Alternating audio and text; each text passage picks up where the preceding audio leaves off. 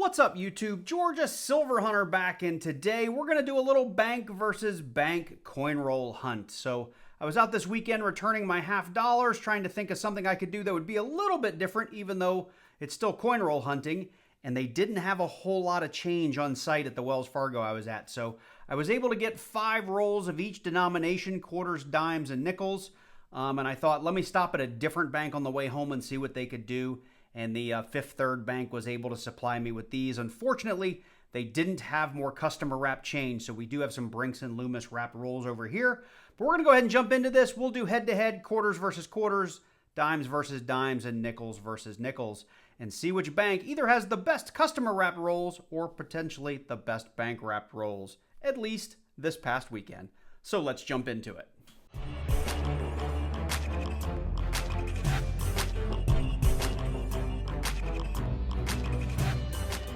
So I do want to start with our dimes because they're, for me, the easiest to hunt because I don't look for too much inside of dimes other than silver.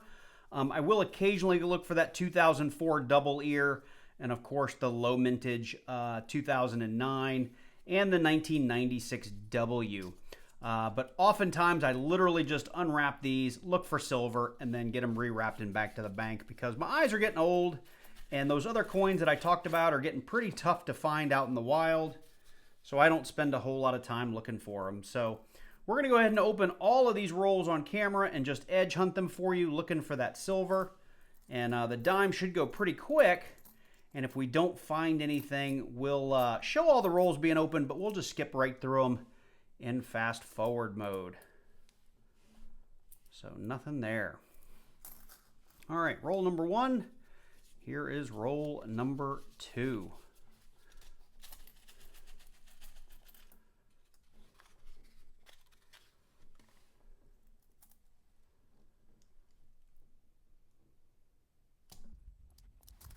Roll number 3.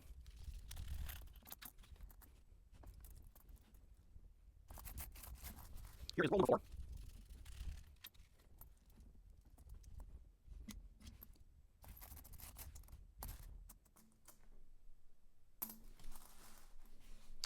And here is roll number 5.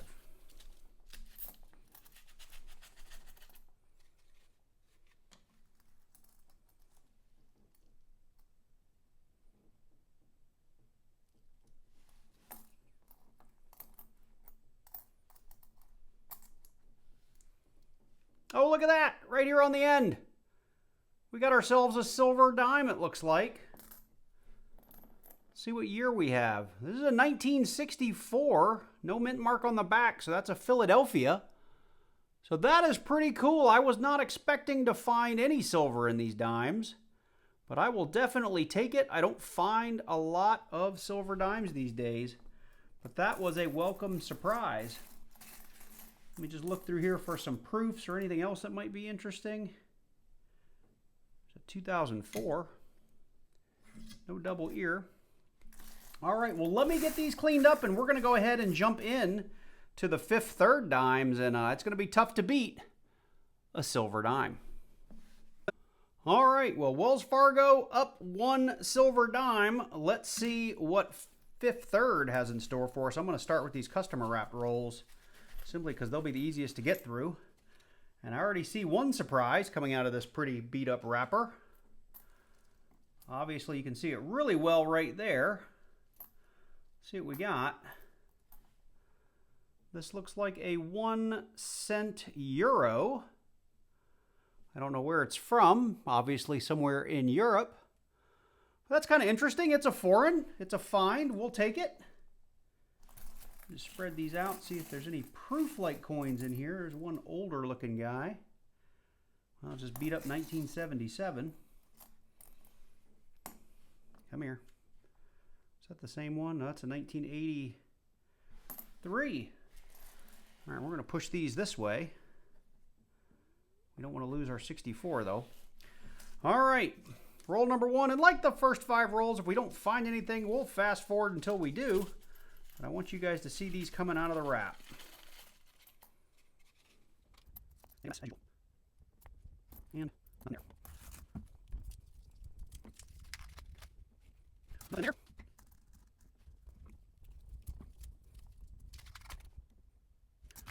Here's roll number 5. Oh, we got sorry guys. Something there. Something there.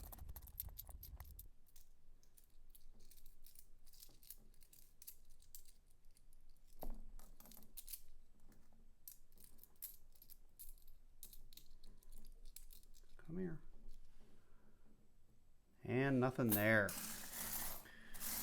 All right, well, that was what I typically expect when I hunt dimes, and was surprised to find some silver, as I said earlier. So Wells Fargo's up 1 with our silver dime, but we do have a foreign on our 5th third coins already, so I think this one's a bit more valuable, but this one's still pretty cool. So let's go ahead and get these cleaned up and jump into our nickels.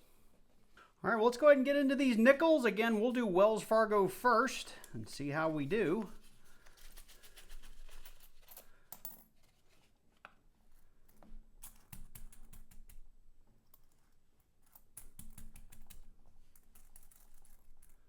And right now, I'm just going to do like a quick search through looking for stuff that maybe is a bit old.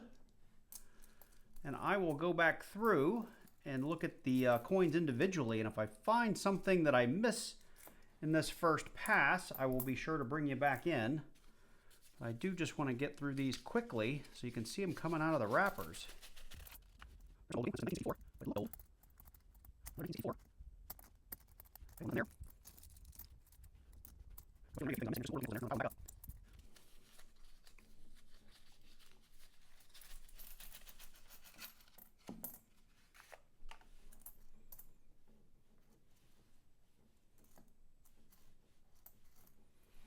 All right, well, we have a foreign here. Looks like we've got ourselves something from the Bahamas. Commonwealth of the Bahamas 5-cent piece. We don't see too many of those, so we've got a foreign on the hunt so far. 1960, just barely missed the cutoff for a find. So with nickels, we pretty much hang on to anything 1959 and earlier. And of course, what we really want to find is those old war nickels, our buffalo nickels, our V nickels. And our war nickels will be 42 to 45 and made out of 35% silver. Or the composition will be 35% silver. All right, here we go with roll number 4. In there. Gold in there. And last roll number 5.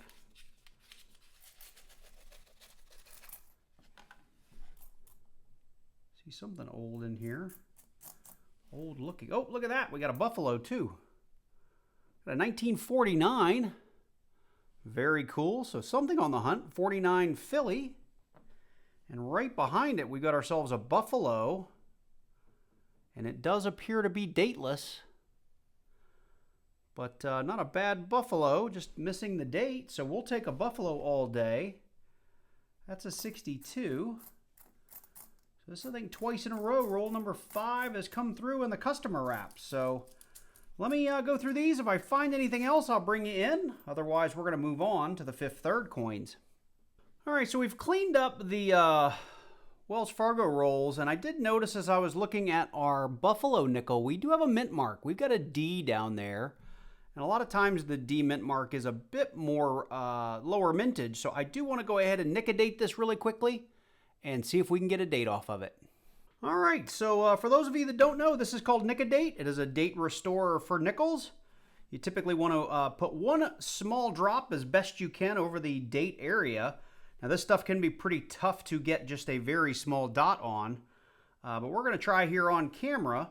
And I do have a little thing of water here very purposefully because this is an acid. It's going to eat away at part of this nickel. And so when we're done, we are going to want to get that in some water pretty quickly to neutralize the acid there. And you can see I didn't get that small of a drop, but it'll do. And typically you want this stuff to sit for just a little bit of time, 45 seconds, 30 seconds, maybe a minute. Not too long. I'm just using the tip of my screwdriver to spread it out a little bit. We're going to let that sit, and I may have to fast forward a little bit for you. But we'll get that in some water here in just a second. All right, right, let's go ahead and get that in the water. Now, there is a way you can kind of get over top of it and try to read the date through the liquid. I typically let it sit, like I said, for about, I don't know, 20 or 30 seconds and take a look. Now, I have run into nickels that you just can't get a date off of, and that does happen from time to time. So let me get this dried off and see if we can find ourselves a date. I'm not seeing one.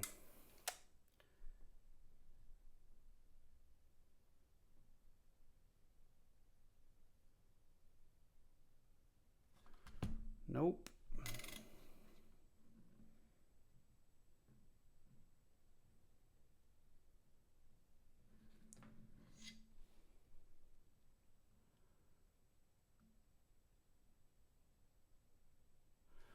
Well, I've literally got nothing on this guy, so we might not be able to get a date off of this. I may try to nick a date it again, which they really strongly recommend against you doing, but I just can't see anything. So in the meantime, we're going to go ahead and jump into those Fifth Third nickels. All right, guys, I couldn't wait. I went ahead and I nick-a-dated it a second time, and I got a little overzealous with my drop there. You can see how far the nick-a-date went. And for those of you that already see it, we were able to get a date the second time. And looking at that, those of you that collect coins, you're going to notice something that I'm a little disappointed by, that I over-nick-a-dated this thing. But that is a 1914. And we have ourselves a Denver there. So looking in Red Book, there's our 1913D, 20 bucks in G4.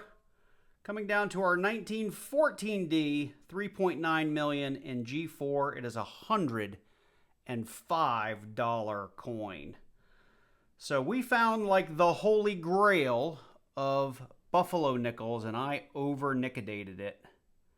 And it's killing me. So let me know in the comments down below, did I just turn this into a dollar Buffalo nickel? I probably did, and it's absolutely killing me. So let me know in the comments down below. Still very happy to have it, and I'm sure it's a book filler.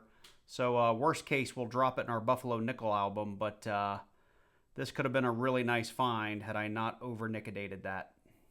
Okay, well, I think it's going to be really, really tough to beat those customer wrap nickels from Wells Fargo, but we're going to try with these 4 Loomis rolls and the 1 customer wrap from Fifth Third. I'm not going to hold my breath, though.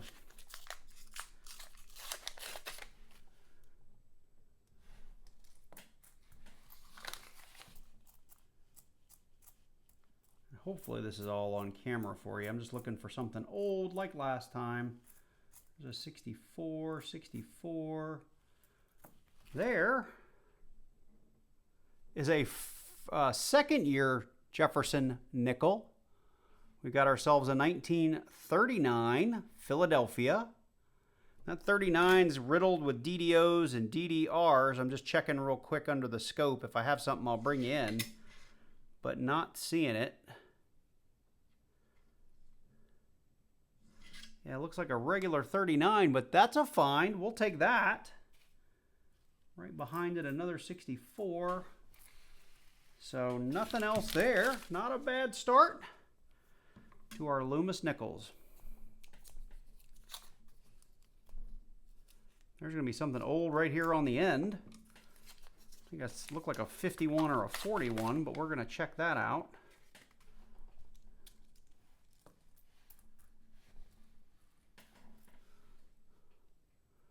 We got ourselves a 1941. Looks like we've got ourselves a San Francisco mint mark there on the back. So 2 for 2. Yep, definitely a mint mark. And if there's like a repunched mint mark or an over mint mark or something, I will check that off camera. And if we have something really cool, I'll bring you back in for it. Off the top of my head, I just can't remember.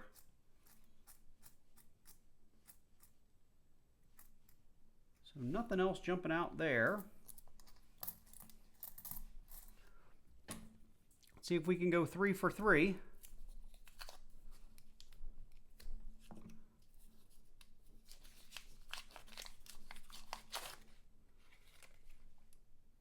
Have a miscolored one there. Check that out.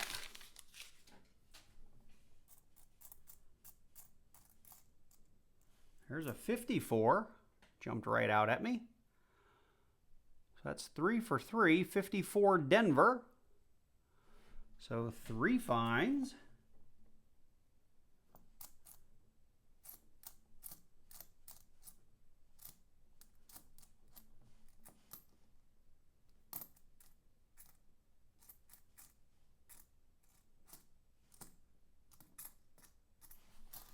So nothing else there. So 3 for 3.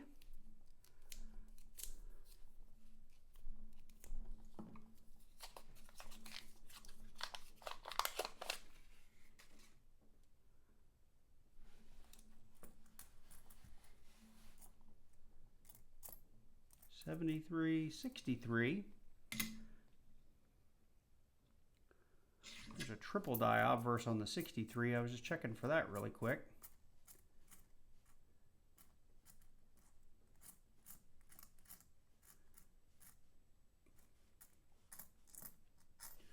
All right, nothing jumped out at me in that roll. And the last one's our customer wrap roll. Let's hope for the best here. See what we get.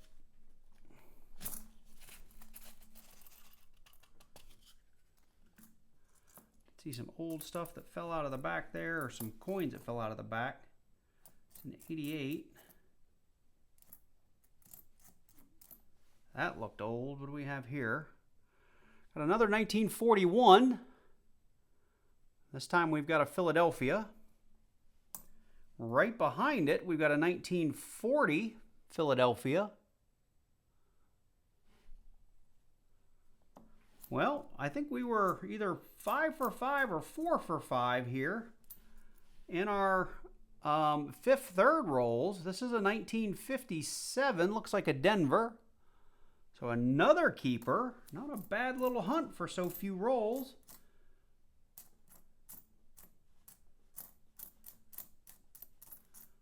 All right, well, I'm going to go back through these. If I missed anything, I'll bring you in. Off the cuff, I'm going to say it's going to be really hard to beat the 1914D, but pure number of finds, so far, these fifth third rolls are turning out to be better. Well, there we have it. I did finish cleaning up all of those Brinks wrapped rolls from fifth third. We didn't find anything new, so I'm not going to go back through these other than to say we had 6 things that I would consider a find. From 1939 to 1957. Of course, we had a 1949, that 1940D, and a foreign. And I'm less upset with myself now, just a little bit, in that I'm a little disappointed that I did over-nicodate this, but I thought for sure that would fill a hole in my Buffalo Nickel album. And I actually already have a 1914D that has, I had to nicodate it to get a date off of it. I just didn't know I'd already found one. But this one's in a little bit better shape. So less upset about it, but still, I would love to know in the comments down below what you think that does to the value of that nickel. Now, I also did look on eBay, and these things are going a little bit all over the place. Really good condition ones. These are going for several $100s, but restored date or nicodated ones are going for much, much less. Still $10, $15, $20, $30, depending on condition. But kind of a valuable nickel. So let me know what you guys think in the comments down below, and I'm going to go ahead and jump into these quarters. All right, gang, well, you know the drill. Let's go ahead and get into these Wells Fargo quarters first.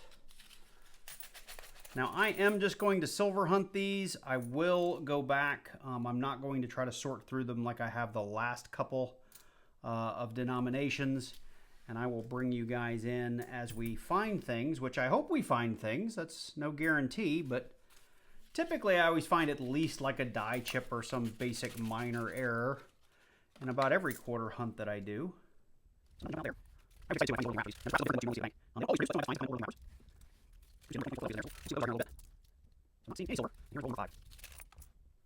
So no silver in the Wells Fargos. I'll go back through and bring you in if I happen to come across anything interesting. So we're cleaning these first 5 rolls up. We're about halfway through roll number 3, and I did come across a little die crack error on the new 2020, I think it's the 2024 Philly. Yep. This is the Patsy Takamoto, if I'm saying that correctly. It is the die crack on the elbow. Let me show it to you under the scope. It's not super strong, but it's there. Let me fix the focus on this. But you can see coming up through the elbow here, and down into the edge of the coin we've got a crack, and I think it goes kind of up the arm as well. It's very, very minor though. I wouldn't put a ton of value on this, but I did see one on eBay, and I'll put it on screen. It was a very strong die crack on that same elbow, and it was going for, if I recall, like $20 or $25, which surprises me. I would figure a minor and even kind of a more major die crack on there would only be a couple of bucks. But anyway, your mileage may vary if you find one and try to sell it, but I thought it was interesting. Well, that's going to do it for those Wells Fargo quarters. And the only thing of interest that we found was this Takamoto 2024 Philly with the die chip. I did come across two bicentennials in okay shape, one Philly, one Denver. The Denver, of course, checked for the double die obverse, which it did not have. So, with that, we're going to go ahead and jump into the fifth third rolls. And we're going to go ahead and open all of these on camera, like we've done all the other ones, just so you can at least catch the openings. And we will fast forward as necessary.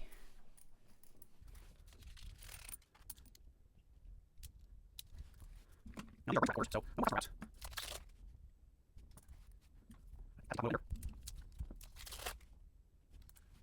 and last but not least, roll number 5 for our fifth third next.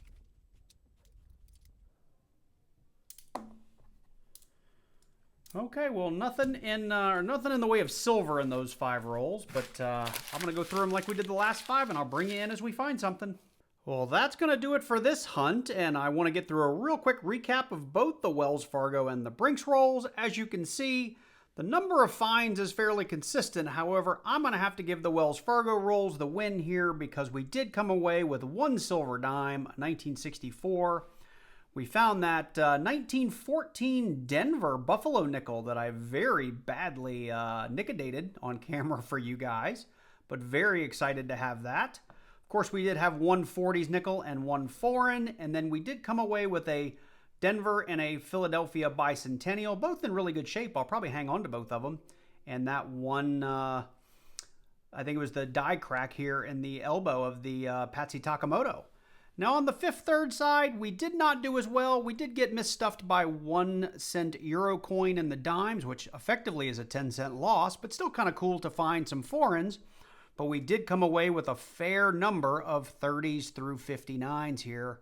I'm not going to read them all to you, but our earliest was a 39 and our oldest was a 57. And I do make tubes of all of these and then just try to keep the nicest ones once I fill a tube. So with that, I hope you enjoyed this video. If you did, let me know. Drop on down below. Leave me a like and a comment. If you wouldn't mind, it'd really help out the channel and it'd get me exposed to more and more viewers and potential subscribers. And if you are new to the channel, make sure you do drop on down below. Click that subscribe button and then click that little bell and select all so you get notified each and every time I release a new video. I'd really appreciate it. Special shout out to all my channel members. Thank you guys so much for supporting the channel each and every month. And by the time you guys are watching this, I should be in Las Vegas, hopefully gambling with my buddies. So probably no content till late next week. But I hope you guys do enjoy this one and get you through the weekend. With that, take care, and I look forward to seeing you in the next one.